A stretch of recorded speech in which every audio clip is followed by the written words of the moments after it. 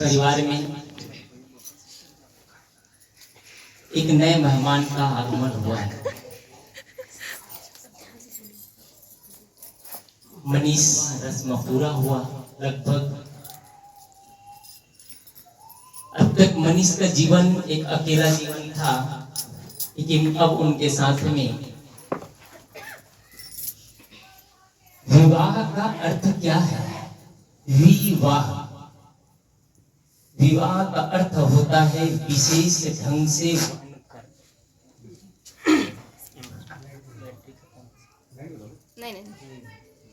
विवाह का अर्थ होता है विशेष ढंग से वहन करना। विवाह विशेष ढंग से वहन करना। किसको वहन करना? पति पत्नी को वहन करे, पत्नी पति को वहन करे, सास बहू को वहन करे, बहू सास को वहन करे, सास ससुर आपस में एक दूसरे प्रेम से रहे, बहू ससुर को वहन करे, ससुर बहू को वहन करे, देरान जेठान को वहन करे, ननद भौज को वहन करे। ये है विवाह। एक रस्म होती है। सात फेरे लेने मात्र से कोई पति और पत्नी नहीं हो जाते। संसारिक रिश्तों के हिसाब से सात फेरे लेने के बाद लोग पति और पत्नी कहते हैं और दुनिया के नक्शों में पति और पत्नी बन जाते हैं, लेकिन होते नहीं हैं। पति और पत्नी तो है, आपस में रोज लड़ रहे हैं और झगड़ रहे हैं, क्या कहेंगे उसको? पति और पत्नी। क्या यही विवाह है? क्या इसी को विशेष ढंग से वहन करना हुआ? विवाह कोई बुड्ढू बुढ़ियों का खेल नहीं है।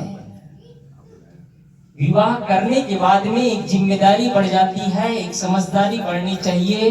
अपने ऊपर एक नए भार आ जाता है। कैसे नए भार आता है? अब तक मनीष अकेले था, जहां आता जहां जाता एक बादशाह था, अब एक पत्नी के अंडर में है। अब पत्नी के हिसाब से चलना पड़ेगा।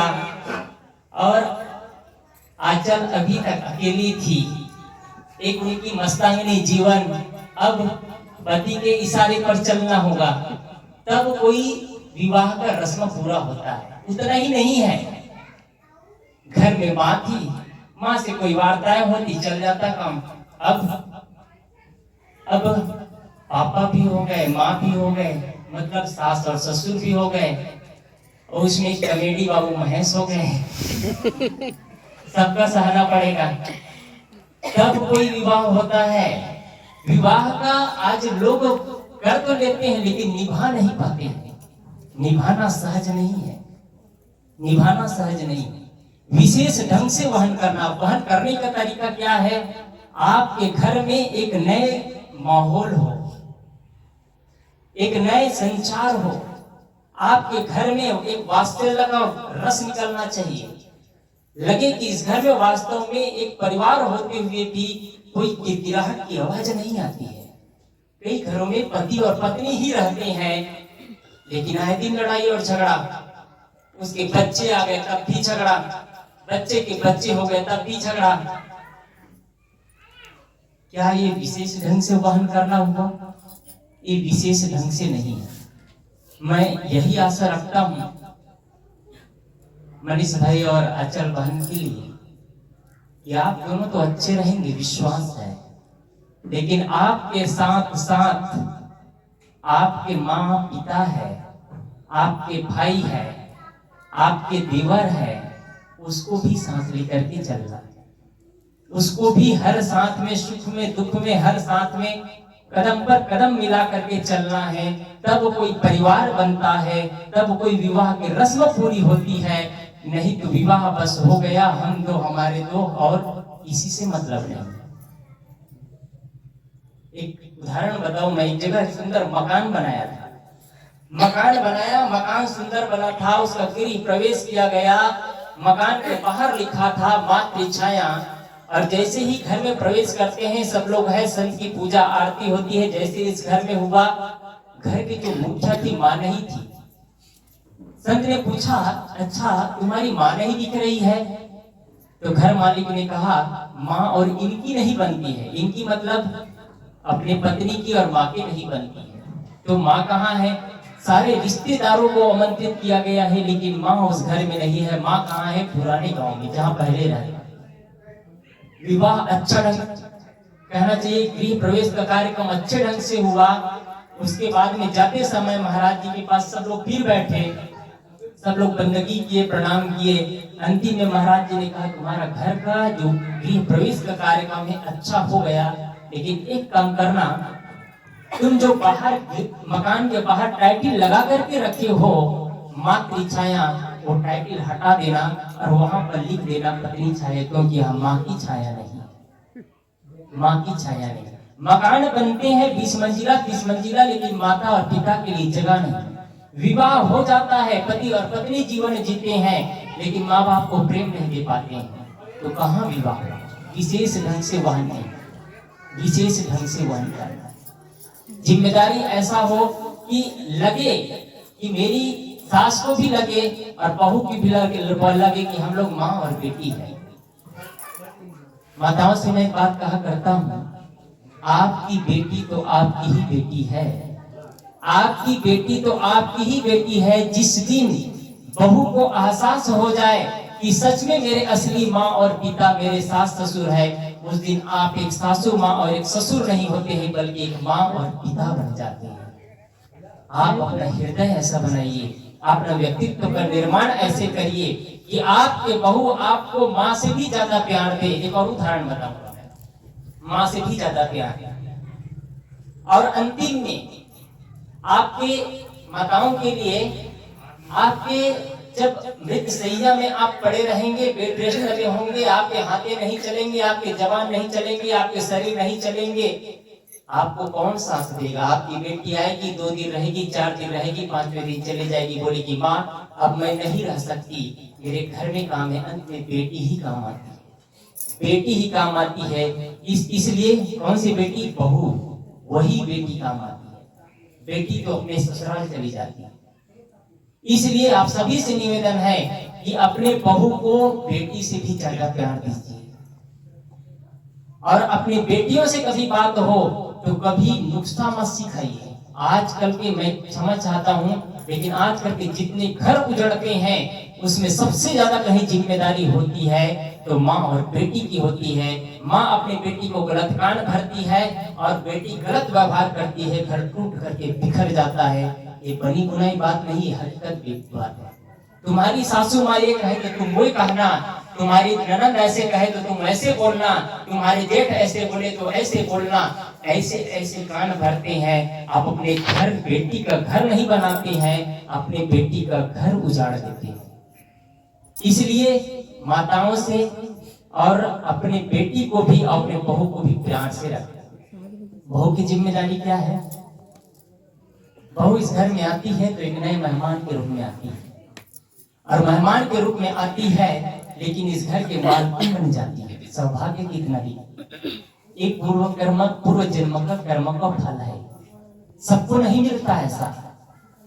कुछ लोग ऐसे होते हैं जो बेचारे तन ढकने के लिए कपड़ा नहीं मिल पाता है, कुछ लोग ऐसे होते हैं रहने के लिए छाया नहीं मिल पाती है, 2 वक्त की रोटियों के लिए दिन भर रोडों पे मशक्कत करते हैं, तब कहीं उनकी पेट की जठर अग्नि शांत होती है। सौभाग्यशाली होते हैं जो पूर्व जन्मों का कर्म का फल होता है, जिसको एक सुंदर घर मिलता है, सुंदर माँ बाप मिलते हैं, सुंदर ननद भौजी मिलते हैं, सुंदर देरान जेठान मिलते हैं। सौभाग्यशाली लड़की को ही मिलता है।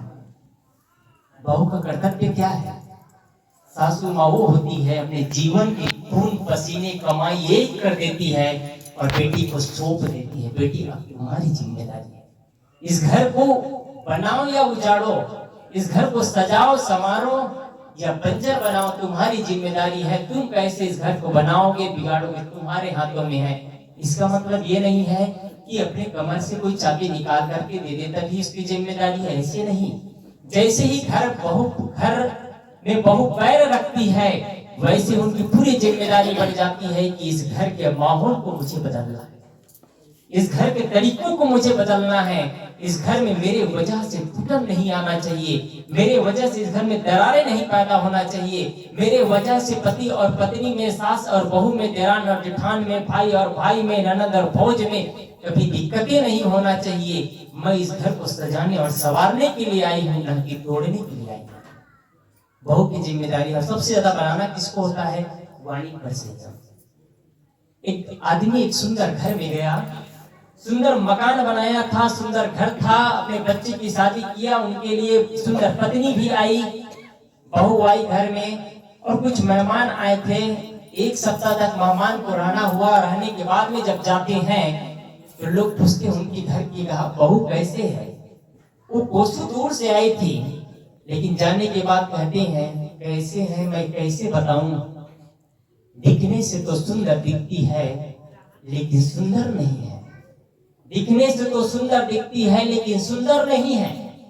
अब क्या सुंदर नहीं, आप समझ सकते हैं, स्वभाव सुंदर नहीं होता है, स्वभाव सुंदर नहीं।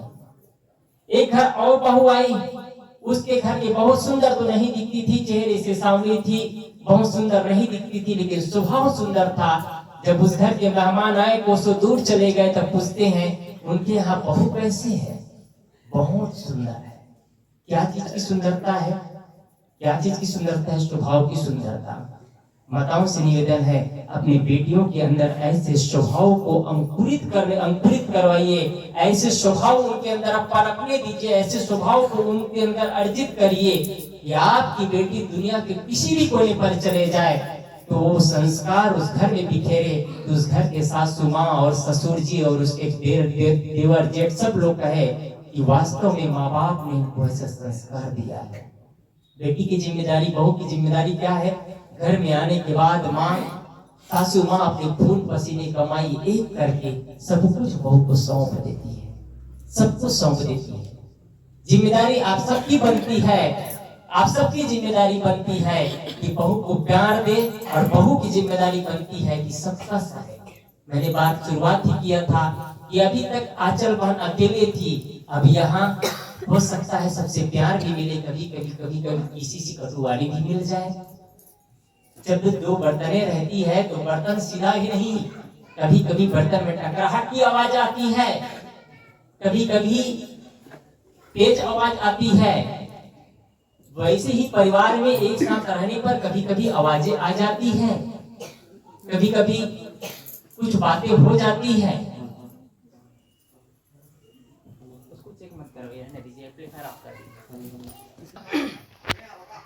कि जहाँ दो बर्तनें हैं वहां कभी आवाज उठती है। एक जगह की बात है, मैं बताऊं, एक जगह आपस में पिता और पुत्र बैठे थे, बैठक रूम में बैठे थे। उसके बाद कुछ ही देर बाद किचन जोर से एक आवाज आती है, छन की आवाज आती है, छन की आवाज आती है। तो इतना में पिता पूछते हैं, देखो बेटा, बर्तन कहीं से गिरा है, देखो किसके हाथों से गिरा है। पिता बोलता है, देखो किसके हाथों से गिरा है। पुत्र क्या बोलता है, पापा ये तो अजीब बात पूछते हो आप, बर्तन माँ के हाथों से गिरा है। पिता पूछते हैं, तुम ऐसे कैसे कह दिए, यहाँ बैठे बैठे कैसे कह दिए कि माँ के हाथों से गिरा है? हो सकता है बहू के हाथों से, तुम्हारी पत्नी के हाथों से भी बर्तन गिरा हो। पुत्र बोलता है, पापा जब भी बर्तने गिरती है और बर्तने के साथ में एक और आवाज आती है, मतलब मेरी पत्नी के हाथों से गिरती है, तो बर्तन के साथ साथ माँ की आवाज भी चिंगारी देना शुरू करती है। लेकिन आज माँ बर्तन गिरी है लेकिन माँ की आवाज नहीं आई है, तो सिर्फ माँ के हाथों से गिरा है, माँ के हाथों से गिरा है। जब बहू और माँ में जब अंतर हो जाता है, सास और बहू में, तभी बातें ऐसे होती है। इसलिए आपका घर है, आपका घर स्वर्ग है, आपके घर में प्रेम और आनंद होना चाहिए। देखिए मैं आपको एक चीज और बताऊं, घर को बनाने और बिगाड़ने वाले माताएं होती है, भाई लोग नहीं बिगाड़ते। अधिकतम कोई होते हैं जो घर को बिगाड़ने वाले भाई लोग होते हैं, लेकिन अधिकतम घर को दो टुकड़े करने वाले, घर में दरार पैदा करने वाले, घर को बिखेरने वाले माताएं और बहनें होती है, लेकिन ये सौभाग्य के बाद एक बात और कहूं, लेकिन इसको बनाने वाले भी माताएं ही होती, माताएं ही होती। घर को सजाना और संवारना माताओं का ही काम। कैसे? ये सौभाग्य का अवसर ये माताओं और बहनों को 3 बार मिलता है, 3 बार मिलता है। भाइयों को अवसर कब मिलता है? पहली बार जब कोई बेटी किसी के घर में कन्या के रूप में जन्म लेती है तो पहले बार अवसर मिलता है। माताओं का, बहनों का 3 बार जन्म होता है, 3 बार अवसर मिलता है घर को सजाने और संवारने का, 3 पीढ़ियों का सुधार करता है और घर में एक नए स्वर्ग का माहौल पैदा करता है। पहली बार जन्म होता है जब किसी के माँ की कोख से जन्म लेती है तो कन्या के रूप में जन्म लेती है। दोबारा जन्म होता है जब वो किसी के घर में बहू के रूप में जाती है। तो जैसे आज इस घर में आंचल बहू के रूप में आई है, इसका दोबारा जन्म है। दोबारा जन्म होता है जब वो बहू कुछ दिनों, कुछ वर्षों बाद उनके कोख से बच्चा पैदा होता है तो वो माँ के रूप में जन्म लेती है, माँ के रूप में जन्म लेती है। माँ पहले पैदा नहीं होती है, बच्चे पहले पैदा होते हैं। याद रखिएगा। आप कहेंगे कैसे उल्टा कह रहे हैं? माँ पहले पैदा होती है कि बच्चा? पहले बच्चा पैदा होता है तब माँ होती है। आज तक किसी की विवाह हुआ हो और देखिएगा किसी को कोई कहते हैं क्या उनके माँ है वो? सुने हैं आप लोग? कोई पति और पत्नी हो, कोई कहते हैं क्या कि उसकी माँ है?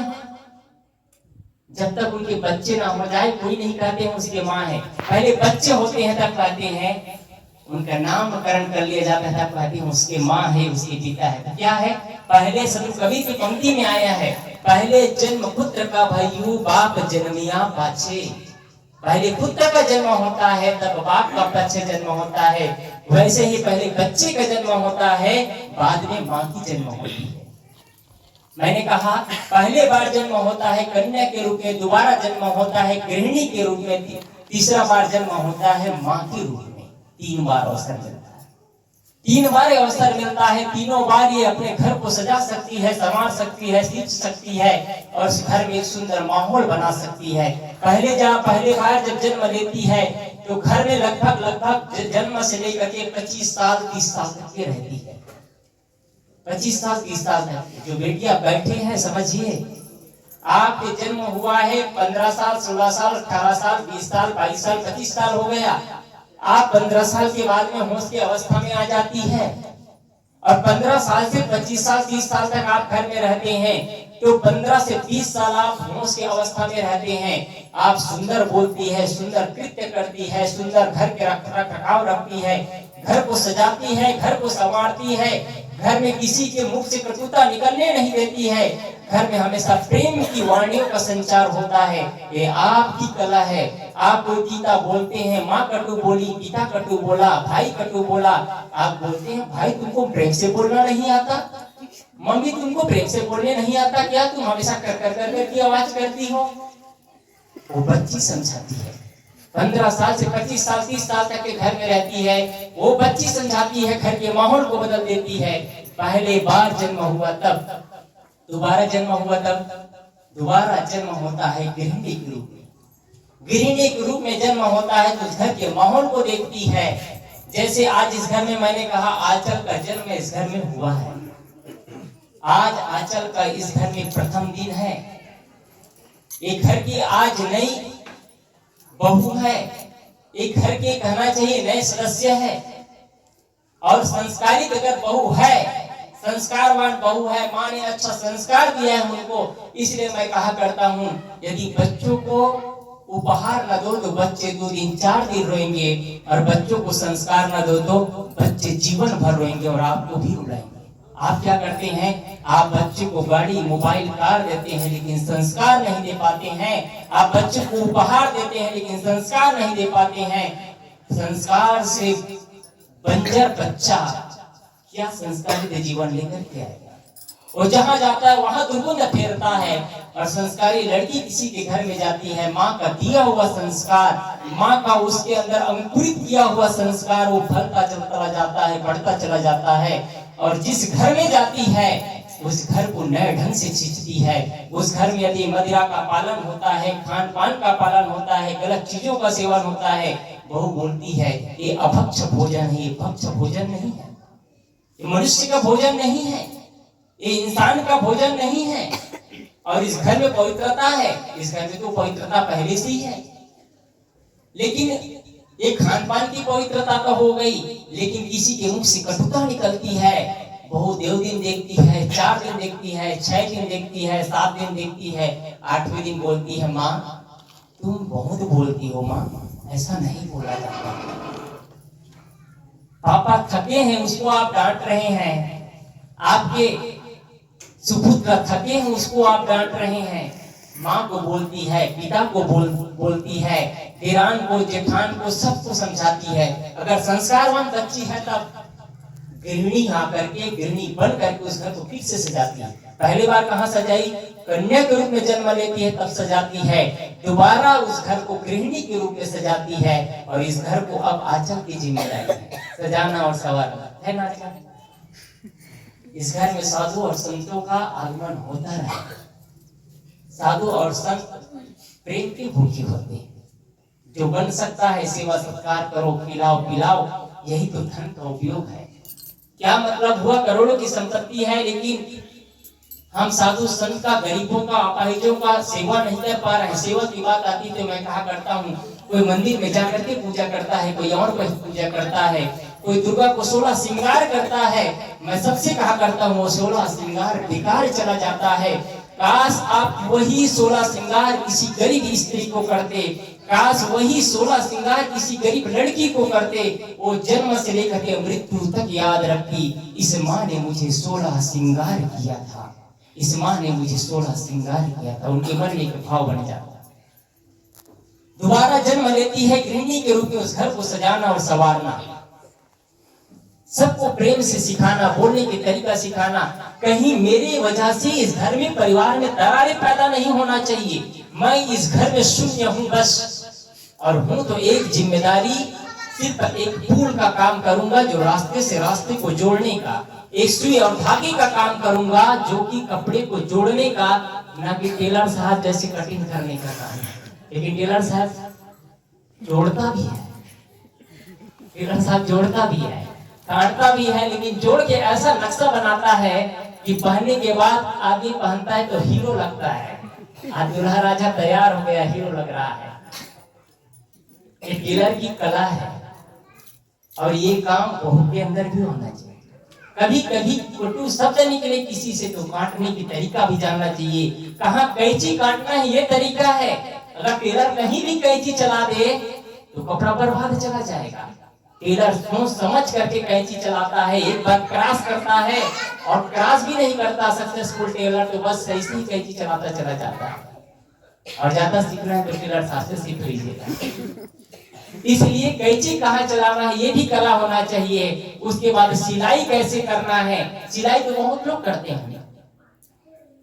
जैसे बैठो टेलर सिलाई मशीन में, सिलाई मशीन उल्टा बस मत चले, सिलाई तो पक्का होगा, लेकिन पक्का होगा लेकिन टेढ़ी मेढ़ी होगा, अच्छा सिलाई नहीं होगा। घर में आने के बाद घर का काम तो सब लोग करते हैं, बहू बनने के बाद, गृहिणी बनने के बाद घर का काम तो सब लोग करते हैं, लेकिन काम करते हैं, लेकिन उन काम में टेलर की सिलाई जैसी उसमें शाइनिंग नहीं होता है। जैसे नए अनपढ़ गंवार की तरह सिलते हैं टेढ़े मेढ़े, वैसे ही अशिक्षित कुसंस्कारित बच्ची और बच्चियां जब वो काम करते हैं तो टेढ़े मेढ़े काम करेंगे, टेढ़े मोढ़े शब्द बोलेंगे, कटु और तीखे शब्द बोलेंगे, गलत काम करेंगे, गलत हरकतें करेंगे, घर टूट करके बिखरने में समय नहीं लगता। तीसरी बार जन्म लेती है माँ के रूप। जब वो बेटी कुछ दिन रहती है, कुछ वर्षों बाद उसकी कोख से एक बच्चा जन्म लेता है तो बच्ची संस्कारवान होती है, क्योंकि संस्कारवान माँ से जन्म लेने वाली बच्ची संस्कारवान ही होती है। इसलिए यदि आप अपने बच्चे को संस्कारित करना चाहते हैं तो पहले संस्कारित करना शुरू कर दीजिए जो बच्चे माँ होने वाली है। किसी ने कहा बच्चों को संस्कार कब से देना चाहिए? बच्चों को संस्कार जन्म के 21 वर्ष पूर्व देना शुरू कर देना चाहिए। उत्तरदाता ने कहा मतलब जन्म के पहले से ही संस्कार। अब कुछ उस समय नहीं तो कम से कम गर्भावस्था में संस्कार देना चाहिए, लेकिन मूर्ख लोग होते हैं जो क्या बोलना है, क्या खाना है, क्या पाना है, ये सारी चीज नहीं जानते हैं। मैं मूल बात पर आऊं। आज सौभाग्य से इस घर में मनीष भाई और आंचल बहन का एक नए विवाह की रस्म में बंधे हैं और पूर्ण संकल्प के साथ इस परिवार में आए हैं कि हम एक दूसरे को निभाएंगे, परिवार को निभाएंगे, समाज को निभाएंगे, संत गुरुजनों को निभाएंगे। सौभाग्य से मैं एक मूल चीज बताना चाहूं। भारतीय परंपरा में वेद सबसे पुराना ग्रंथ है और हिंदू परंपरा में वेद सबसे पुराना ग्रंथ है और वेद में सिर्फ 4 देवता है, मातृदेव, पितृदेव, आचार्य देव तथा अतिथि देवो भव। 4 देवता है और 4 देवता यहाँ माना जाता है। इसके बाद कोने मोहल्ले में शायद ना मिले देवता, मिल जाए मुझे पता नहीं। मैं उस देवता को महत्व नहीं देता हूँ और मैं समझता हूँ कोई देता हो आपकी देवी देवता, नकली देवता, आपकी श्रद्धा है, आप करते हैं पूजा, लेकिन ये कहना चाहिए सेकेंडरी है, प्राइमरी नहीं। क्या वही देवता ने आपको जन्म दिया? क्या वही देवता ने आपको पढ़ाया लिखाया? क्या वही देवता ने आपको योग्य बनाया? क्या वही देवता ने आपको इतनी ऊंची स्थिति पर ले गया? ये इधर बैठी देवी, इधर बैठे देवता, इन लोगों ने अपने जीवन को कुर्बान कर दिया। माँ वो होती है जो अपने जीवन के सौंदर्य को खत्म कर देती है, बच्चे के लिए अपने जीवन को कुर्बान कर देती है, अपने बच्चे को सौंप देती है। अब मुझे कुछ नहीं चाहिए, मुझे मेरे रत्न मिल चुके हैं, अब अपने रत्न को सजाना मेरा काम है। वो माँ होती है, वो माँ होती है। आज इस घर में उन देवताओं को माना जाता है। आज इस घर में सभी देवताओं का सम्मान हो रहा है। माता देवता है, पिता देवता है, गुरु देवता है, अतिथि देवता है। अतिथि आए हैं, गुरुजन आए हैं, उनका सम्मान हो रहा है। आप लोगों से भी निवेदन करना चाहूंगा कि आप लोग किस देवता को मानते हैं आप लोग जानिए, लेकिन जिन लोगों ने 4 देवता को मान लिया, इन लोगों को अन्य देवता की कोई जरूरत नहीं है। आपकी कोई देवता, आपको एक चीज और बताऊं मैं, इस भारतीय हिंदू परंपरा में कोई 33 कोटि देवता कहते हैं, कोई 56 कोटि देवता कहते हैं। 56 कोटि देवता कहो या 33 कोटि देवता कहो, एक टेढ़ी बाल को भी सीधा नहीं कर सकता। ये ज्यादा तीखे है लेकिन सत्य यही है, सत्य। जब भी विषम परिस्थिति में यदि काम आएंगे तो इंसान असली देवता वही काम आएंगे। जब समस्या हो, लड़ाई हो, दिक्कतें हो तो कानून काम आएगा। जब दुनिया के सिस्टम में विकास करना हो तो शिक्षा काम आएगी और जब स्वास्थ्य खराब हो तो हॉस्पिटल, डॉक्टर ही काम आएंगे, इसके अलावा और कोई काम नहीं आ सकते। इसलिए माता पिता असली देवता है। माता पिता का सम्मान करें, संत गुरुजनों का सम्मान करें। आप सभी को अनेक अनेक धन्यवाद है। ऐसे संस्कारों को लेकर के जाइए। और पुनः मैं अंतिम बात करना चाहूंगा कि मनीष भाई और आंचल बहन इस घर को सजाए और संवारे। अभी तक आप लोगों का जीवन अकेले रहा। आप सबकी जिम्मेदारी है कि बहू को भी लेकर के चले और बहू की भी जिम्मेदारी है कि इस घर को लेकर के चले, साथ बढ़े। जो भी है, जो कुछ है हमारे लिए सब कुछ है।